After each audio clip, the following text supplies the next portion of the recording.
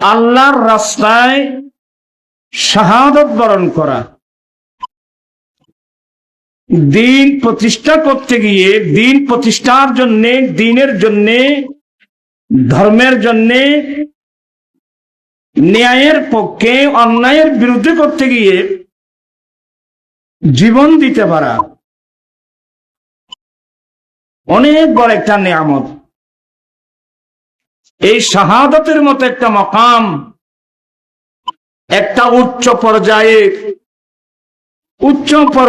উচ্চাঙ্গের মানব জাতির একটা বড় মর্যাদা, আল্লাহর রাস্তায় কি হওয়া, শাহাদাত বরণ করা।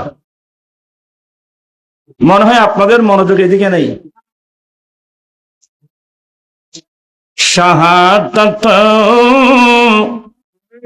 आखिरी मंजिल है इंसानी सादत की, शहादत आखिरी मंजिल है इंसानी सादत की,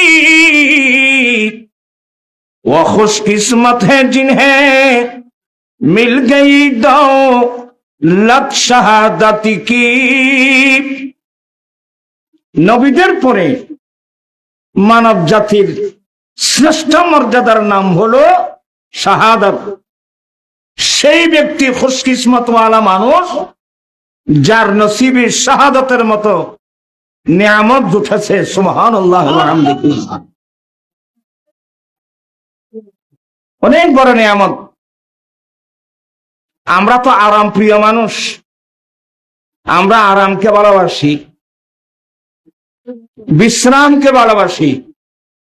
আল্লাহ আমাদেরকে আরাম বিশ্রামের জন্য সৃষ্টি করেন নাই। আল্লাহ আমাদেরকে বানিয়েছেন লাকাদ খালাকনাল ইনসানা ফি কাবাদ, নিশ্চয় আমি মানব জাতিকে বানিয়েছি কষ্টের মধ্যে, কষ্ট করার জন্য, পরিশ্রম করার জন্য, কষ্ট করার জন্য। আল্লাহ আমাদেরকে আরাম বিশ্রামের জন্য সৃষ্টি করেন নাই। তবে আমরা বর্তমান যুগের মানুষ, আমরা আরাম বিশ্রামকে ভালোবাসি।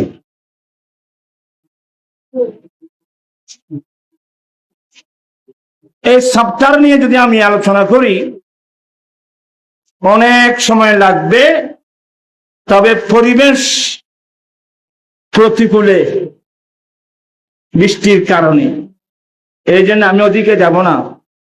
তবে সচরাচর যেটা আপনারা বুঝবেন আমি সেটাই বলবো। খন্দকের যুদ্ধ ইসলামের ইতিহাসে একটা যুদ্ধের নাম পাবেন, জঙ্গে আহজাব। কোরআনে পাকের মধ্যে একটা সূরাতে সূরাতুল আহজাব। আহজাব মানে বহুজাতিক বাহিনী। কাফের, মুশরিক, ইহুদি, নাসারা, একেবারে বিধর্মী যত আছে সবাই ঐক্যবদ্ধ হয়ে সমস্ত শক্তি অ্যাপ্লাই করে মদিনা দখল করার জন্য এসেছিল। ইসলামের ইতিহাসে যাকে জঙ্গে আহজাব, আবার যেই মদিনা রক্ষার জন্য আমার নবীর নির্দেশে আনসার এবং মুহাজিরিন গোটা মাসব্যাপী মদিনাতুল মুনাওয়ারার তিন প্রান্তে, তিন দিকে বড় বড় খন্দক, মরীচিকা খনন করতেছিল মাসব্যাপী। এই গর্ত খনন করতে গিয়ে উদ্দেশ্য হলো মদিনা রক্ষা করা। কি রক্ষা করা? আপনারা আমার দিকে আছেন? পরে কিসাকে লাগবে, মেহরবানি করে আমার দিকে একটু তাকান।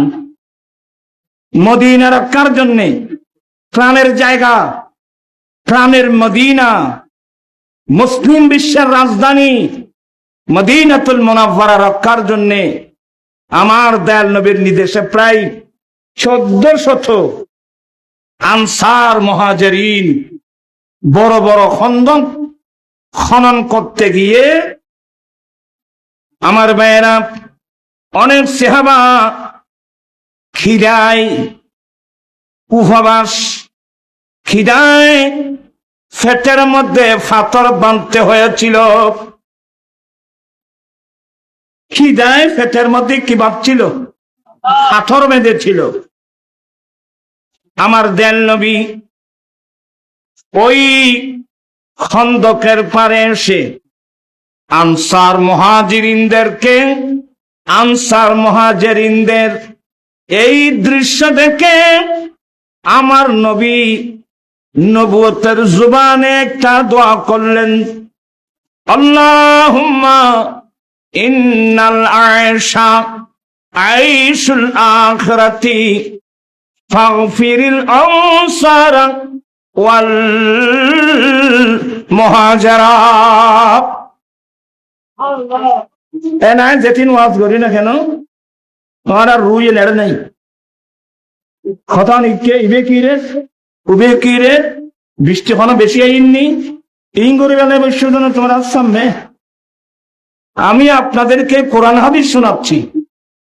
বৃষ্টি হোক, তুফান হোক, আমার নবীর যারা বাহিনী মুজাহিদিন যারা, এদেরকে যুদ্ধের মাঠেও কাফের মুশরিকদের তরবারি এদেরকে সরাতে পারে নাই, এদেরকে কি করতে পারে না। সামান্য বৃষ্টির কারণে কি অবস্থা। আল্লাহুম্মা সাল্লি আলা সাইয়্যিদিনা নাবিয়িনা শাফি'না মাওলানা মুহাম্মদ বাম জঙ্গলা বাখরিনে চিনিল দয়াল নবীকে হর মানব হয় চিনিলি নারী দুঃখ রইল মনেতে। আল্লাহুম্মা সাল্লি আলা সাইয়্যিদিনা নাবিয়িনা।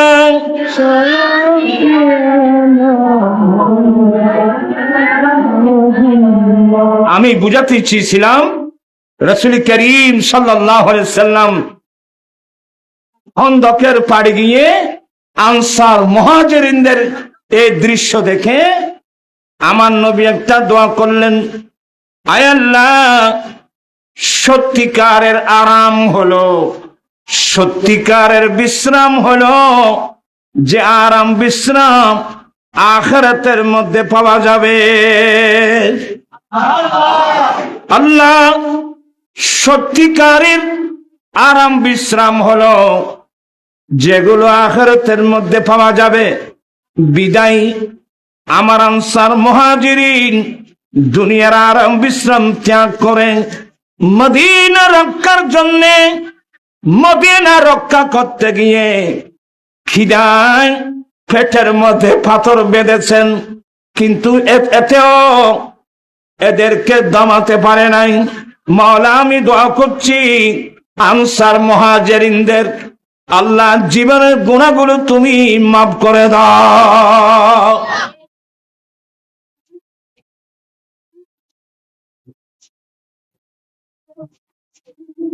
সালাতুন ইয়া রাসূলুল্লাহ আলাইকুম।